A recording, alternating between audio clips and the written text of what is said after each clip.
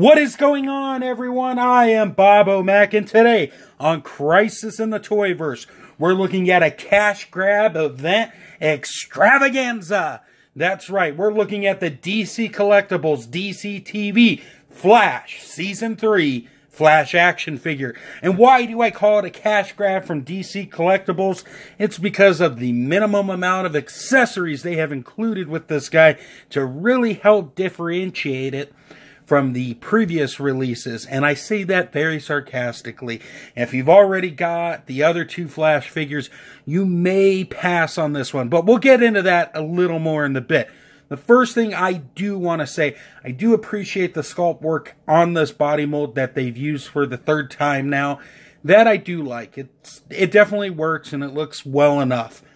So you got that on the positive side. So kudos to DC Collectibles. Now the head sculpt, for me personally, doesn't look as good as the Season 1. Definitely is more in line with that Season 2 look that they packed with the Green Arrow. But that's just my opinion. The lightning bolt on his chest is done well, and the lightning bolts on the side look very good as well. The rest of the suit has a nice paint job to it. Really no sloppiness on my end. Everything else is just really good. There's really not a lot to say because we've seen this figure so many times already. So while I have him in my hands, let's go ahead and cover articulation, shall we? In terms of the head, it goes down, goes up. Can get some side-to-side action to get Barry Allen some attitude, and it does do that exorcist thing. In terms of the arms, it's on a pin and socket joint, so it goes out that much, it goes back down, and it can spin all the way around. Now, if you're familiar with this figure, there are no bicep cuts and no double jointed elbows. There is a hinge and swivel that works okay. It kind of gets the job done. Then you have rotation and a hinge at the hand. In terms of the upper body, no waist cut, but we do have a diaphragm joint that works really, really good. Side to side, back, forwards, spin, around, downtown. All that works fine. In terms of the legs, I can get them out about that far. I'm not really trying to push it here. Maybe if I heat it up, it would go more, but I'm not doing it here on camera. So there's that. You do get the upper thigh cut, but the leg can't kick forward that much.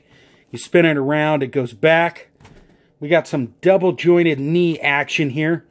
Working really well. I hope Barry never gets into that pose. Let's bring it back down. We got a hinge at the foot. We got the ankle rocker that I almost just broke. And we have the boot cut right there. So all in all, like I said, if you have any of the other Flash figures of Barry Allen from the DC TV line, you already know what you're getting yourself into. So now that I've covered that, I'm switching it up a little bit. Before we get into accessories, I'm going to go ahead and do our size comparison. Ooh. Alright guys, here is our size comparison, and yes, it's a tale of three Flashes. On one side, we have the Season 1 Flash.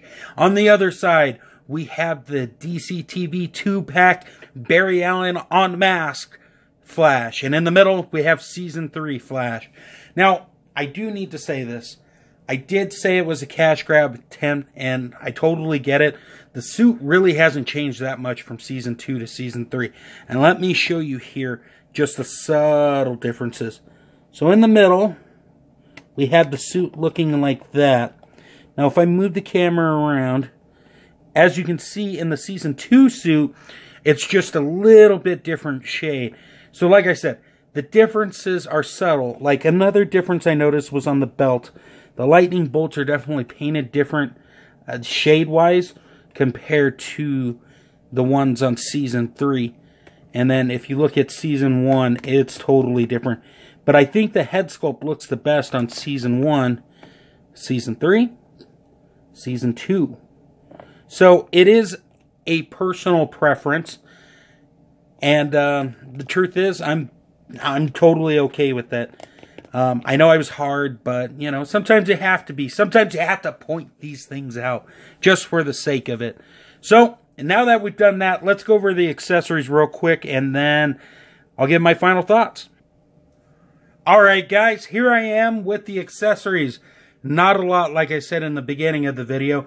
We got a pair of Speedster running hands. We got a pair of gripping hands. And we have the 2 fists that Barry came packaged with. So all you're going to want to do here, let's see if I can do this on camera, is I already have the hands unplugged. So I'm just going to pop them in like so. And then let's take the other one here. And